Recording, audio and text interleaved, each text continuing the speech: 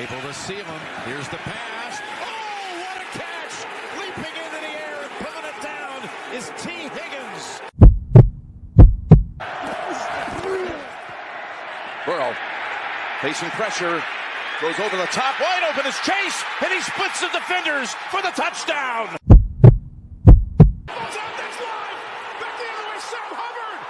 Cincinnati kid, Hubbard's got a convoy, chased by Andrews, at the 30, the 20, he will score! Hooday, Bengal fans. I am Jake. That is Eric. This is the Bengals Pulse, the heartbeat of our Cincinnati Bengals. Mon cannot be with us today. He got called into the fire department. So he is out protecting our community. Thank you, Mon, for that. Eric, a very exciting show today. We have an awesome guest. We're going to get right into it. Bengal fans, this guy really needs no introduction, but I'm going to do it anyways. He grew up a Bengals fan, graduated from the University of Cincinnati. He started as a radio producer for 700 WLW and 1530 WCKY. He currently covers the Bengals for All Bengals Beat for Sports Illustrated. He is a host of an awesome podcast called Locked On Bengals. He is also the founder of the Cincinnati Bengals Talk on YouTube, and just recently the author of Enter the Jungle, the history of the Cincinnati Bengals, an incredible book. We're going to talk about all of that and a lot of Bengals news as we get to it. But let's go ahead and bring him on, give him a big round of applause, Mr. James Rapien. James, thank you for being on the show. Of course. Yeah, thanks for having me. I really appreciate the introduction. Absolutely, man. Absolutely. We got a lot to talk about. Thank you so much for joining us. We really appreciate it, man. We are big fans here on the Bengals Pulse. Got a chance to hook up and talk a little bit on opening weekend against the Baltimore Ravens. You did your book signing, and man, just a great turnout for that. We're going to talk about your book later on, but right now, let's get right into Bengals, right? Because we're on the bye week right now, and you know, I'm going to say that this season really hasn't gone as planned, and I put that in quotes because you know, all of us as Bengal fans were thinking this was going to be the year that we come out, we start fast. But realistically, not counting Coach Taylor's first year, these last 4 years, we've started 1-7. 1-7, James, in the first 2 games of each season. I want to get your take on this, you know, because there's a lot of takes out there. There's the take that maybe our first stringers are not getting enough reps in the preseason. There's the Joe Burrow injuries. What's your thought on this? Why are we starting off so slow and picking up the pace here toward the end of the season? Sometimes it's just bad luck. And I wouldn't have played like last year, for example, with Burrow's appendectomy. I'm not trotting out Alex Kappa after he had just underwent core muscle surgery. He was battling it. Lyle Collins was dealing with injuries. So even if Burrow was healthy, your entire line wouldn't have played in the preseason.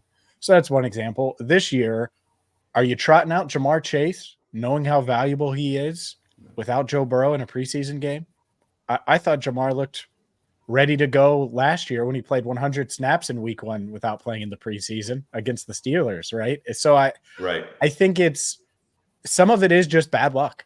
And they were just bad in 2020. That was part of why they started 0-2. And so that gets grouped in. They laid an egg against Chicago after beating Minnesota in 2021. Okay, but then they beat Pittsburgh after that. And actually got off to a solid start overall. Started 5-2 in 2021. And then last year and this year, it's kind of been different and unique because, well, Burrow was probably weighed what I weigh currently at 5'9". He's probably in the 180s at one point, coming back, throwing passes in the NFL. Yeah. And then he obviously is playing through the calf strain this year. And that's why 3-3 at the bye, you're right. It's not what anybody expected. I certainly can say that. Nobody in the building expected this. But I think that they all let out a collective sigh of relief because you're 3-3 You're still within striking distance of all of your goals, and you can get all of your goals. And Burrow should be that much healthier when next week rolls around. Yeah, agreed. I mean, I think when you look at this team overall in this roster, it is loaded. And I agree, being a coach myself, there's definitely a double-edged sword there, right? Do you roll these guys out in the preseason after, let's be honest, we haven't had the best history of having guys healthy after the preseason. So I get all that. I think Bengal fans right now are are yelling at the fences for the Bengals to start all these guys and get them reps. But realistically, I agree with you. I think a lot of this has to just do with bad luck. Yeah, and that doesn't mean that they don't have to start fast, hopefully next year. And we're not having this conversation. Right. Hopefully Burrow will have a full training camp at some point before he turns 30. It's just sometimes it's weird, and weird things happen. And I think that's why this Bengals team, coaching staff, players, that's why they didn't panic when they're 1-3. Right. And Tennessee just absolutely crushes them. And it's a fine Tennessee team, but it's just a fine team. They are not great. Right. And the Bengals knew that. And so they responded the right way. It's why they responded the right way after losing to the Ravens. And Burrow is clearly wondering if he's going to be able to play. And I've never really seen him like that. And yet they're able to navigate those waters, their stormy waters, and kind of stabilize the ship a bit. So there is some good that comes out of it. I agree with you. It would be nice, though. And I agree with all fans. It would be nice if it didn't have to start out that way every single year. And it probably won't. At some point, they'll get off to a good start.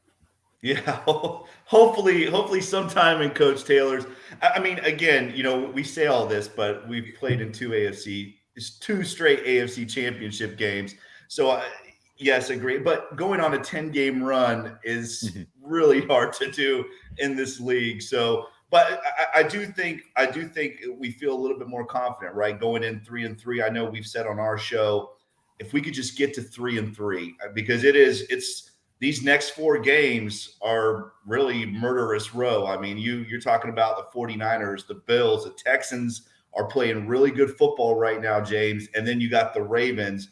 These are games that the Bengals have got to win, right? I mean, you at least hope for 3 out of 4 out of these next 4 games. Yeah, it's funny. After the 0-2 start, you looked at their final 4 games before the bye, and it was like, find a way to get 3 of them. And Right. they did. They did. They got themselves to 3-3, and that's a huge win. I know the Tennessee loss kind of threw people for a loop, but Burrow playing on a short week clearly wasn't moving around the way they had hoped, and he had hoped. But yeah, you look at that, they need some AFC wins. And so as weird as it sounds, and it as big as the San Francisco game is, it is the 4th most important game of those 4. The Texans game is bigger. Yeah, the Texans game is bigger. You don't need to sweep the NFC West. You need to get some AFC wins. That's right. Obviously, we know how much Baltimore matters, and the Bills matter from a tiebreaker standpoint when you think about playoff seeding in the division or in the AFC standing. So, yeah, those 3 teams, if you can get those 3, I'm fine with an L in San Francisco. That said, get 3 of 4, regardless of how you do it. And I think we'd be feeling pretty good about their chances at 6-4 moving into the final 7 weeks of the season. And the good thing is, you have I think 6 out of the next 11 or something like that at home, right? So you got a really good stretch of home games coming up here for the Bengals. But I agree with you. Got to get AFC wins. You got to get AFC wins. I love that we're beating the hell out of the NFC West, but when it comes down to it, and like you said, the seedings and everything, the playoffs come up, it's all about those AFC wins and those divisional wins. So let me ask you this, because we are at the bye, and the Bengals really aren't. They're not really known for making big splashes, right, before the trade deadline. With the lack, with the lack of the run game production right now, and even the lack of production at tight end. Us Bengal fans, we're just waiting for that next tight end. I know Eric has talked about it on our show too, wondering if the Bengals are going to go out and grab one of these tight end guys maybe before the trade deadline. do you see, James, do you see the Bengals making a splash here? Are they going to add to this roster, or are they just going to go with what they have? I hope so. And I think a lot of people dismiss the idea of them making a move before October 31st, the 4 p.m. Eastern trade deadline. Because one, I imagine doing that on Halloween and they make a deal at 350 and everyone's scrambling. People like me are scrambling to get it. I can totally see that happening. But I think people dismiss it because they just don't do mid-season moves. And they didn't. I mean, you go back to 1972, they made a move. A few years ago, the Carlos Dunlap trade. You get the backup lineman from Seattle in a 7th rounder. You cut that lineman a few weeks later. Like, I get it. At the same time, they've done a lot of things differently over the past few years. Sign free agents, give Joe Burrow $220 million guaranteed, extend guys like Trey Hendrickson earlier than they really needed to and didn't have to, extending him by a year, extending 2 line. Like, they just do they've done a bunch of different things that I think I'm not sure what the precedent is anymore. And so could I see them making a move? Absolutely. Specifically at tight end, because I think there are tight ends that are going to be available or should be available. The Patriots should have no tight ends on their roster after the deadline. They should try to move Mike Gesicki. They should try to move Hunter Henry. Hunter Henry looks miserable, doesn't he? He just looks absolutely miserable. And he would be my target because I think he's a plug and play red zone threat. I think he can give you a little bit as a blocker. He would complement what you have. And he's costing you a late rounder. And the other part of this, the Bengals have ammo. They will tell you they hate to give up draft picks, even late ones. But they're going to have 9 draft picks in this class. And all 7 of their draft picks, plus a 5th and a 7th round compensatory selection for losing a couple free agents last year. Nothing for Jesse Bates because they signed Orlando Brown Jr. But still, that 5th, that 7th, you can use that as ammo. Running back is another position I would look at behind Joe Mixon. He's just playing a ton of snaps. If you're not going to give the ball to Chase Brown, I think we know what Travion Williams and Chris Evans are. If you're not going to give the ball to Chase Brown, you got to find someone else that can carry the load a little bit. So Mixon can just hold up throughout a 17-game season because he's playing 74% of the snaps thus far. Yeah, I agree with you 100%. I think that's another position, that running back position, because again, not that Joe Mixon isn't doing what he's capable of doing, but we're not seeing a lot from Chase Brown, right? We're just not seeing a lot of reps really from Chase Brown. We kind of know Travion. We like you said, we know Travion, we know Chris, we know what we're going to get from those guys. But Mon and I on our show, we've talked all about getting that dynamic guy, right? And I just throw Tajay Spears out there because I love that duo in Tennessee, right? You got the downhill threat, you got the game-breaking threat. Mm-hmm. I look at these teams right now that are, possibly going to be the trade teams. I don't really see one of those threats. Is that kind of what you're getting at? Is you want the Bengals to get that type of a threat to kind of pair up with the Joe Mixon? Yeah, I would love that. I agree with you. It's really hard to find. The Dolphins aren't going to dangle Devin Achane around. That would be great. That would be great. Tajay Spears. Yeah, Tajay Spears didn't fall to you in round 3. It's not like they picked battle over Spears. He just didn't fall to him. And that's part of it. At the same time, okay, so let's say you can't get explosion. And maybe you get that from Chase Brown. You need someone else to just get you the 4 yards. The 5 yards that you need here and there. And Samaje Perine was that last year. Could I see that move happening? Yes. I think that would be more of a pick swap, which we've seen in the NFL for the past year. It's weird how it's happened. So maybe the Bengals give up their 6th rounder in this year's draft for the Broncos 7th or in next year's draft. 2025 seems to be popular for the pick swaps.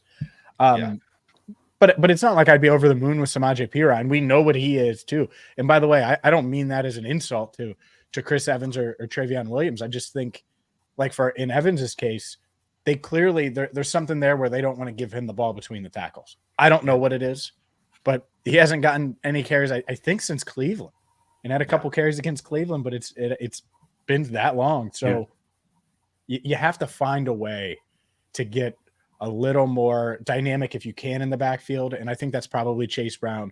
But regardless, have another reliable back. They clearly trust Mixon. I think he's playing well, but in 4 weeks, he's going to have that many more snaps, that many more carries. You need someone else to take that burden off of him just a bit. Right. Eric, your thoughts. What are your thoughts on this? And I think that's one of the that's one of my questions is, do they trust Chase Brown enough to give him those opportunities? Sometimes you got to be thrown into the fire to see what you really have. And I feel like the Bengals hesitate to throw them into the fire.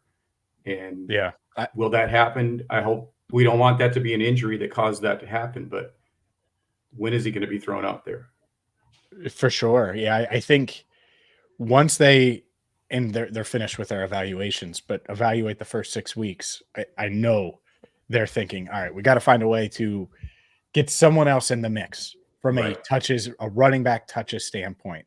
And he's just the most obvious one to me. So I think they will, or at least they'll say they will. Now, will they go out there and do it? Well, actions speak much louder than words. And when it's 3rd and 4 in San Francisco, in the game maybe is on the line, or it's a big 3rd and 4 with 1:30 to go, and you're down 10-7, and you want to pick up this first down to go tie the game or take the lead in the second quarter, are you willing to put Chase Brown in key moments? That's when we'll know for sure. But I think they're willing to, and so we'll see, because they need. If not, that might be the biggest need. That might pass tight end, because at least you have Tanner Hudson in the tight end room, and I think he's got a good rapport with Joe Burrow. Yes.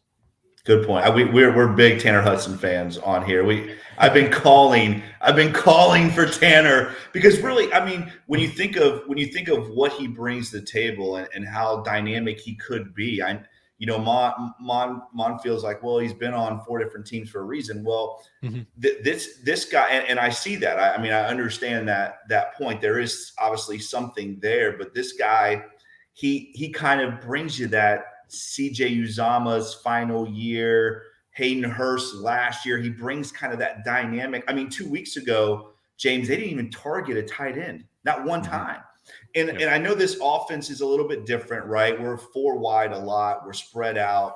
A lot of the outside throws are extensions of the running game. This is a different type of offense, but at the same time, Joe Burrow's made a lot of money for the last 2 tight ends on this roster, and the tight end position just gives you so many options, right? It just so many mismatches when you got a guy that's that dynamic, and you can kind of widen him out a little bit, spread him out, put him in the slot, have a linebacker covering a guy like that. I mean, we see it with guys like Travis Kelce. No matter what, the tight end position is very important in this league, and even in this Bengals offense. Yeah, I agree. And I think Joe Burrow likes throwing to the tight end. I do too. And there's a trust factor in right now, Irv Smith Jr., who I think is capable. I do. Yeah. Something is missing there. It just doesn't feel the way it's felt with other starting tight ends, with Uzama, who caught Joe Burrow's first touchdown pass in week 2 against Cleveland in 2020. Certainly Hurst. And it's not like Hurst lit the world on fire last year, but I think it's an eye test thing that has people uneasy about Irv Smith Jr. I do think Tanner Hudson passes the eye test, and I don't think he gives you something that you haven't had, and that's fine. But I think he could be a solid pass-catching tight end, and I do think that there's at least conversations about what his role could be over the final 11 games, because you need to get something out of the tight end spot, especially if I would have told you you're not getting anything, and I'm not being mean to T, he just hasn't produced right now, and I part of that's the rib injury, of course, but you're not going to get much out of T Higgins. You're not going to get much out of Tyler Boyd. It's going to be the Jamar Chase show. At the beginning of the season, we would have said, Irv Smith Jr., that tight end room, they're going to put up some numbers. The numbers haven't been there, and 16 catches, I think it's 107 or 109 yards, no touchdowns. That's rough, and that includes Tanner Hudson's couple of games, but he does certainly pass the eye test. So if they don't make a trade deadline move, I do think we'll see more of Tanner Hudson over the final 11 games. So what do you think? Because that leads us right into this, the run production and the lack of run production. What are your thoughts on that, James? Because again, us as Bengal fans, we have a lot of different thoughts out there, right? The Twitterverse is just going nuts about the run game right now. And I understand. I mean, I'm the first one beating at the door. We got to run the football more. We got to run the football more. But do you think maybe it's I don't know, play calling, maybe just a talent issue or a run game scheme? I mean, we're running a lot of zone, and eventually you have to put an extra blocker in there and give these guys a chance, to get to the second level. What do you think it is? What do you think the issue right now with the run game is? There's a bunch. There's a bunch. I think the Bengals offensive line would tell you firsthand that they need to be better run blocking. Every guy needs to be better, and whether that's just being in sync with the other guy, getting into a rhythm, all of those things, certainly. I would say Joe Mixon was running harder the first 4 weeks, and that's what I look at when I look at snaps and number of snaps he's played. It's like, man, because he was running hard. I was like, it seemed like every show we were doing when he's brought up, I was like, he looks good. He looks really good. He looks fast. Fresh, right? Making cuts, no doubt, and motivated. And I'm like, okay, if this is the Joe you're getting, and you just don't want to wear him down. And so I think the past couple of weeks that's been the case. And I think of like the goal line stand in Arizona, one of those plays. I think he can just run through the safety, and he didn't. He tried to make a miss. There are plays like that. At the same time, it's not all on him by any stretch. And there is so first things first, I think the run blocking needs to be better. Scheme wise, they were limited. And that's where I think it's really hard to judge the Bengals offense. There were certain things that they couldn't do or didn't want to do because of Burrow. And under center is one of them. It's going to get brought up a lot. I think they'll go under center some. They're also a shotgun team, and they're a pass first team. And that's what they are. That's why they've been in back-to-back AFC championship games.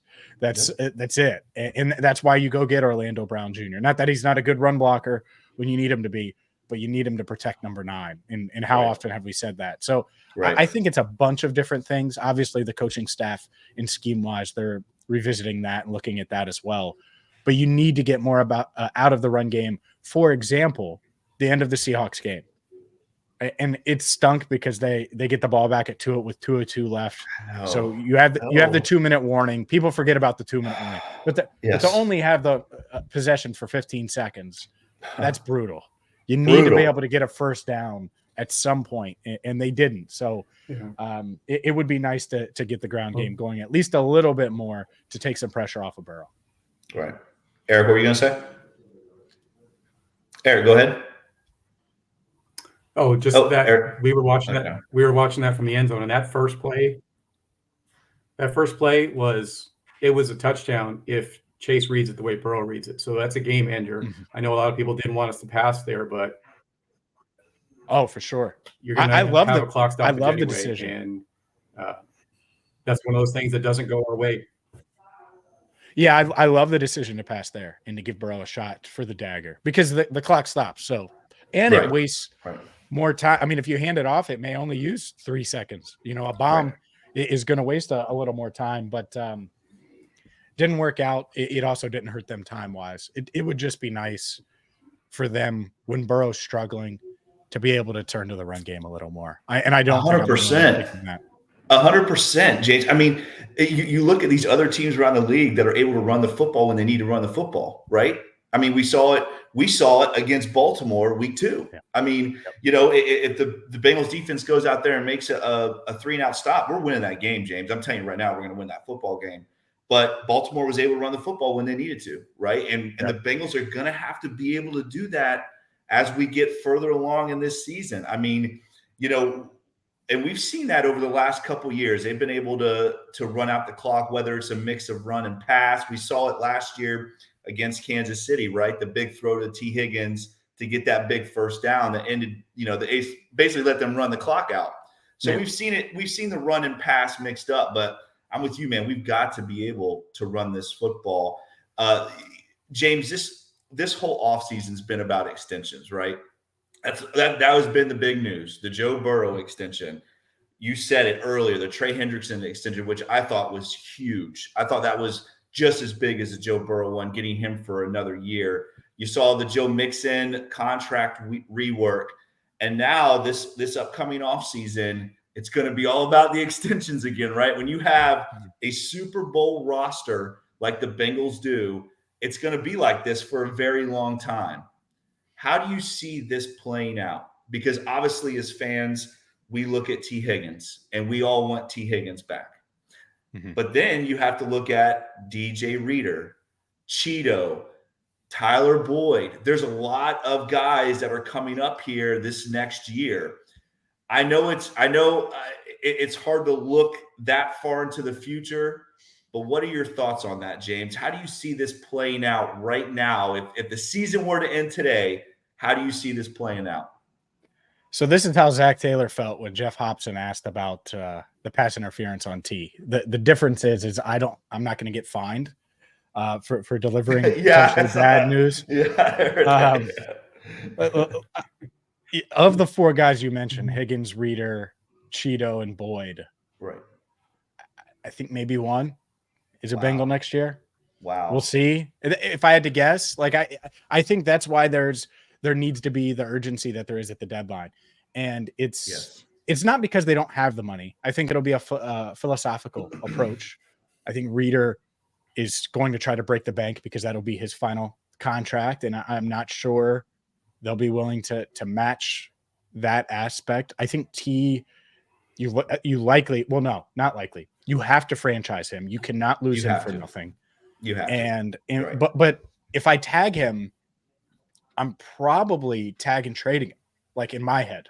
That's probably what I would do, because I don't want just a third round comp pick a few years later and just have one more year of T. Now, if you're confident you can get a deal done, that would be my first option. Get a deal done with T. So he would be my number one priority of those four: age, production, value, position, all of those things. You know, we know how valuable wide receivers are, especially in this offense. So T would be number one. Yeah. DJ Reader would be number two. Cheeto, I think it's tough. I do wonder what his market will be. These next 11 games are really huge for him. Bye comes at the perfect time for him to kind of reset. He's coming off of that ACL, obviously, then tweaked his back in practice. So he's playing through it. But I know how great Cheeto can be when he's out there. And so hopefully we see that over the next 11. But they have some young guys behind him that they're obviously relying on and pleased with. And then Tyler Boyd, I don't know if there's a path. Now, the path, it kind of has started, though, because if Charlie Jones doesn't, and he has one more game on injured reserve, he's expected to be back for that Sunday night game against Buffalo at Paycor. Let's say he doesn't finish the final 10 games the way they hope, and then Boyd hits the market and looks around and says, hey, I want to stay in Cincinnati. I could see a scenario kind of like Pratt, where it surprised us, where they give him a 1-year deal and keep him around. So I do think that there's a chance that happens. So it could be more than one guy. Right. And Reader's under that umbrella too, where if the money isn't so crazy, I think he'll want to test free agency. But if it's not so crazy, they would be open to it for sure. So I think they would love to keep these guys. But the way I look at it, I think one is probably the most likely outcome. And even that guy in T, that's a franchise tag. And maybe you decide to trade him, which they never do. They've never done. But that's a big cap hit. You're talking about $25 million of cap room going to him. I think they would flip him and get assets. So this is the year where this team it looks really similar to what it's looked the past couple of years. And next year, I feel like it's going to look much different. That doesn't mean it's going to be worse, but there are going to be some different faces for sure. Do you see any of those guys maybe taking? I know it's not realistic, but do you see any of those guys taking hometown discounts? Like for me, I agree with you. I think T's got to be franchise tagged. I think that's going to happen. I think that's already in the works. You think DJ might want that big time contract, and I don't disagree with you, but he's a guy that loves Cincinnati, right? Tyler Boyd seems to me like possibly that guy that might be willing to take that hometown discount. I don't know. Again, I'm just throwing out there. We know that Jamar Chase is coming up the following year, right? And that's going to get done. I mean, that's already probably a done deal as far as they're concerned. Do you see maybe Tyler Boyd thinking about taking that hometown discount to stay a Bengal? I could see the path, and it kind of goes hand in hand where you get an idea of their market, they get an idea. And so Boyd and Reader are the two I would put in that that kind of realm, that area where it's like, Me oh, too. okay, well, we could go this route. And I wouldn't rule out Cheeto. I think there's some options there where, if it's a 1-year type deal where things don't go his way. I hope things go all of these guys' ways, because that means that the Bengals are going to be really good over the next 11, right? And Yes, so right. so that's the balance. So the Bengals front office, they have a plan today. That plan can quickly change. Right. And so I do think, though, that if you look at it, could Boyd sign a 1-year type deal, or a friendly discount? I don't think they would go much longer than a year. I could see the path to that. At the same time, he's certainly going to want to get as much as he can, because much like these other guys, it's probably his last big deal. Now, it is not his last big deal. And if I'm his agent, I'm trying to get him a deal so that he's up again at 28, 29 years old and can get one more long-term contract, because we know how special T is, and he's going to make a lot of money, no doubt. No doubt. Let me ask you this. The locker room, I mean, as solid as the locker room has been these last 2 years, I think it's one of the key factors in the Bengals in this incredible run they've had these last 2 years. Do you see how because you're in there, you are talking to these guys, how solid is this locker room? Because to me, as a football coach myself, the culture is the most important thing in building a program. And I just see this locker room full of leaders. I see it extremely solid, not like locker rooms maybe that we've seen in the past in Cincinnati. How solid is this locker room, James?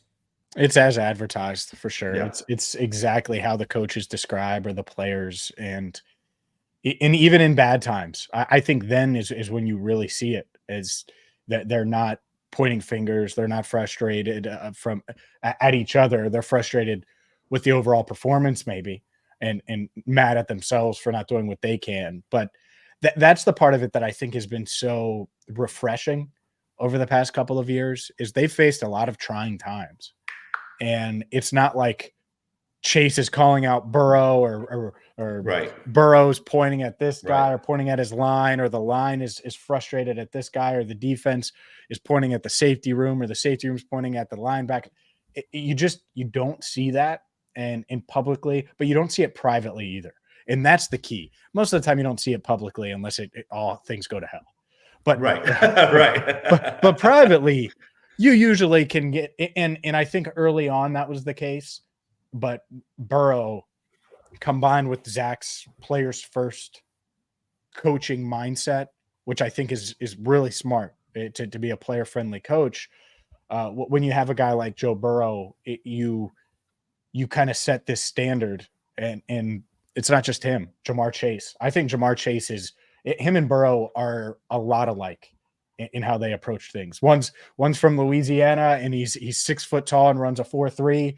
The other's 6'3" and didn't play until moving to Louisiana. But they are so similar in how they approach the game and their mindsets, and it kind of sets the tone. And then on defense, I think that you're, like you said, they're full of leaders, and that's why you can absorb Cam Taylor-Britt or DJ Turner, obviously Dax Hill, all three of those guys, first or second rounders over the past 2 years. Hit. They're awesome. And and they fit right in. So no, I think that this culture, and it's not like I just covered the Bengals. I've covered crappy Browns teams. I've covered the Cavs. I've covered the Indians. I've covered the Reds. Like it is a good, really good locker room. And that's what helps them navigate 1-3, get crushed in Nashville. Right. Is this season over? Should Burrow get shut down? Like, think about what the past 3 weeks have been like. It's crazy talk. Agreed. And before we get you out of here, James, thank you again for your time. Sure. I've got to talk about this, dude. I'm going to tell you. I'm going to tell you, this is not just blowing smoke. This is one of the best Bengal books I have ever purchased.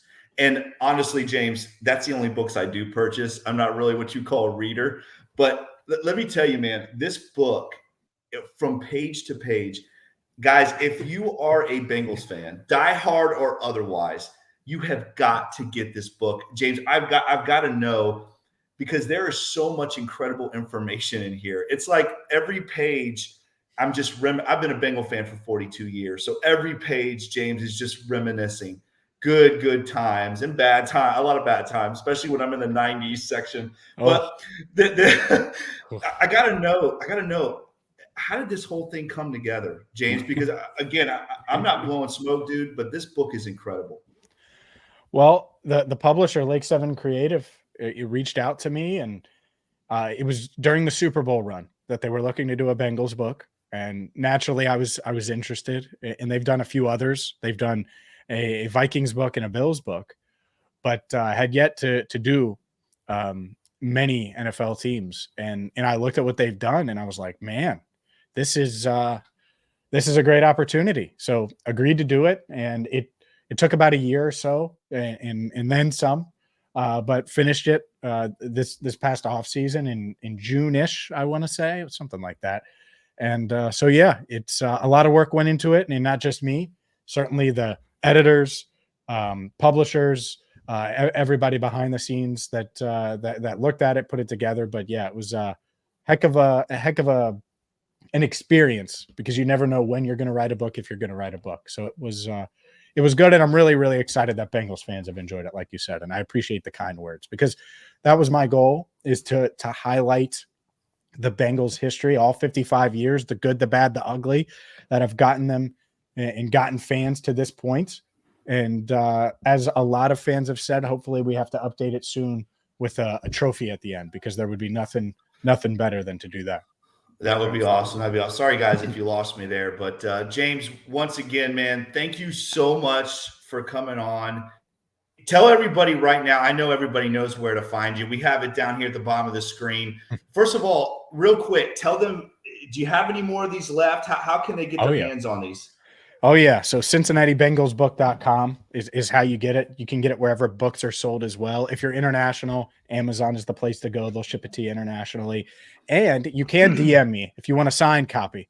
You want a signed copy like Jake has there. You send me a DM. Yes, sir. Yes, sir. That I can sign and mail off to you. Just shoot me a DM on Twitter, X, whatever you want to call it, and we will make it happen. Awesome, man. And you guys all see where you can find James. The Locked On Bengals, we didn't get a chance to talk about it. I love the pod. You and Jake do such a great job. Keep on giving us all that Bengal content. We really appreciate it. Once again, James, thank you so much for joining us. All the great Bengals content. Keep putting it out there, man. We love it. And hopefully we'll talk to you soon here as we make another hopeful Super Bowl run. Thanks, James. Of course. Thanks for having me, fellas. Thanks, man. Who day? All right, good stuff. Good stuff there from James Rapien. We really appreciate it again, James, for coming on the show. Did you guys lose me for a minute? Great stuff. Did you guys lose me for a minute, Eric? We lost you for a second. Okay, yeah, I don't know what's going on with my computer we today. did lose you for a second there. All right. Well, once again, James, thank you for coming on. Eric, let's real quick. We obviously we are going to be live tomorrow, right? Live tomorrow night at 7:30. We're going to wrap up the bye week. We're going to wrap up a big day in football. So Bengals Pulse tomorrow night at 7:30. We will be live. Looking forward to that. Let's get real quick to the picks, Eric, because we do have 3 other games to worry about tomorrow. I'll get to what we're going to do first. Browns Colts. I got Browns Colts first. Browns Colts. All right. I'm going to pull up Mons, because he did send us. He wanted to make sure that we got his picks in too. Sure. I got Mon's numbers here if you want me to say them. Okay, why don't you give Mon's obviously first? Browns at Colts. Who does Mon have? Browns at Colts. Mon has the Colts winning this game 14-10, which is surprising. Anthony Richardson obviously is out the year, but I guess he's figuring with the running back coming back, they're going to push it to the Colts. And the game at the Colts. I'm going to agree with Mon. I think the Colts.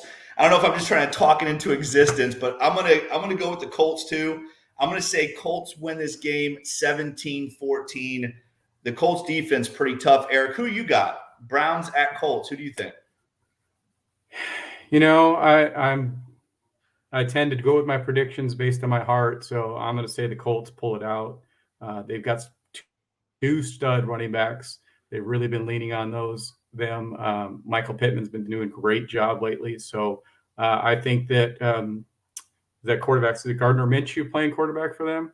Yeah, Gardner Minshew. Big win last week, right? I think the Browns are going to Minshew on this. Yep. Yep, I got the Colts. All right, you got the Colts. All right, here we go. What's the next one? We got Steelers at Rams. The good thing is all of these games, I think, are away, right? So all of these AFC North teams away this week. Who does Mon have? Mon has the Rams, right? Mon has the Rams winning 28, Steelers 17. So he's got the Rams putting up a nice performance there. I'm going to agree too. I'm going to go Rams win this football game. I think the Rams are a very good football team, especially with Cooper Kupp back. I like the Rams in this one, 24-14. 24-14 Rams. Who you got, Eric? I do think that this is a Matthew Stafford show. I'm willing to say that they're going to – let's go with an odd number. Rams 33, Steelers 9. Ooh, that is an odd number, but I like it. I like it. All right. And last one, Ravens. It's Lions at Ravens. So this one is in Baltimore. I was thinking all three are away. So, all right. But Lions, Ravens. The Lions looking good right now. One of the best teams in football playing that way. Who does Mon have, Lions or Ravens? He's got the Lions 27 to the Ravens 17. 27-17. I'm going to go with him. I think the Lions win this football game as well. Again, I don't know if I'm just trying to talk things into existence, but it's worked so far. So I'm going to say the Lions win this football game. I'm going to say 31-21. 31-21. The Lions win this game. Eric, who you got? Oh, I'm definitely Lions all the way. I mean, we've watched a lot of Ravens football, and this isn't just a Bengals homer take. The Ravens are not what everybody thinks they are based on their record. They are going to struggle against the Lions. The Lions have a stud defense, and the Ravens are going to have a hard time putting up points against that defense. It's just really, really good. David Montgomery is out, and their third string running back is out. So we're going to finally see the Jahmyr Gibbs show. I'm really excited to see him get the majority of the touches. You can see some big explosive plays from him, but I don't see the Ravens putting up more than 12 points against this Lions defense. They're just too good.